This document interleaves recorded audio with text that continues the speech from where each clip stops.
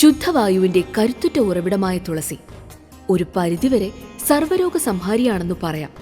മനുഷ്യന്റെ മാത്രമല്ല, മറ്റു ജീവജാലങ്ങളുടെ രോഗചികിത്സയിലും തുളസി ഉപയോഗിക്കുന്നു. ഔഷധ ഗുണങ്ങൾ ഏറെയുള്ള ഒന്നാണ് ഈ ചെടി. കേരളത്തിൽ സുലഭമായി ലഭിക്കുന്ന ഒന്നുകൂടിയാണിത്.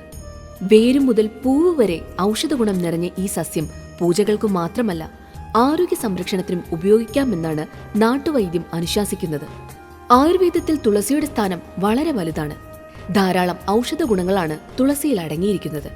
ആന്റി ഓക്സിഡന്റുകൾ, essential oil, vitamin A, vitamin C തുടങ്ങിയവ ധാരാളമായി അടങ്ങിയ തുളസിക്ക് ആന്റി ഇൻഫ്ലമേറ്ററി, ആന്റി ബാക്ടീരിയൽ ഗുണങ്ങളുമുണ്ട്. പല രോഗങ്ങൾക്കും ഇത് മരുന്നായി ഉപയോഗിക്കാറുമുണ്ട്. തുളസി ഇല പ്രത്യേക രീതിയിൽ ഉപയോഗിക്കുന്നത് പല രോഗങ്ങൾക്കും മരുന്നായി മാറാറുണ്ട്.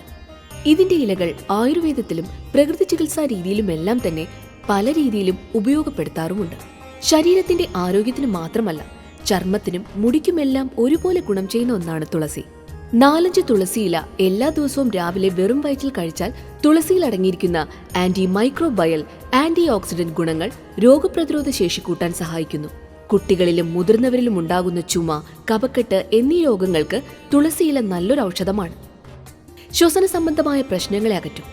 ശ്വാസനാളത്തിലെ വീക്കം കുറയ്ക്കാനും കഫക്കെട്ടില്ലാതാക്കാനും ആസ്മ, ബ്രോങ്കൈറ്റിസ്, ചുമ തുടങ്ങിയവയിൽ നിന്ന് ആശ്വാസമേകാനും തുളസി സഹായിക്കും. കൂടാതെ രോഗങ്ങൾ പിടിപെടുന്നതിൽ നിന്ന് രക്ഷ നേടാനും സാധിക്കും. ശരീരത്തിലെ വിഷാംശങ്ങളെ നീക്കാൻ തുളസി സഹായിക്കും. കരളിന്റെയും വൃക്കയുടെയും ആരോഗ്യം മെച്ചപ്പെടുത്താൻ ഇത് സഹായകരമാണ്. തുളസിയുടെ ആന്റി ഇൻഫ്ലമേറ്ററി ഗുണങ്ങൾ സന്ധിവേദനയും വീക്കവും കുറയ്ക്കും. തുളസിയില പതിവായി കഴിക്കുന്നത് രക്തത്തിലെ പഞ്ചസാരയുടെ അളവ് നിയന്ത്രിക്കാൻ സഹായിക്കുന്നു. തുളസിയില ദഹനം മെച്ചപ്പെടുത്തുന്നതിനാൽ അമിതവണ്ണം കുറയ്ക്കാൻ ഇവ ഉപയോഗിക്കാം. ബ്ലോട്ടിംഗ് അഥവാ വയറു കമ്പിക്കൽ കുറയ്ക്കാനും ഇതിന് കഴിവുണ്ട്. തുളസിയുടെ ആന്റി ബാക്ടീരിയൽ ഗുണങ്ങൾ ഉദരത്തിലെ ബാക്ടീരിയകളുടെ സന്തുലനത്തിനും അങ്ങനെ ദഹനവ്യവസ്ഥയെ ആരോഗ്യമുള്ളതാക്കി നിലനിർത്താനും സഹായിക്കും.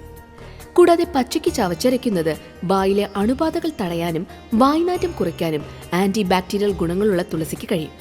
തുളസിയില ചവയ്ക്കുന്നതും വായിൽ തുളസി വെള്ളം കവിൾക്കൊള്ളുന്നതും മോണകളെയും പല്ലുകളെയും ആരോഗ്യമുള്ളതാക്കുകയും വായിലെ ബാക്ടീരിയകളെ പ്രതിരോധിക്കുകയും ചെയ്യുന്നു.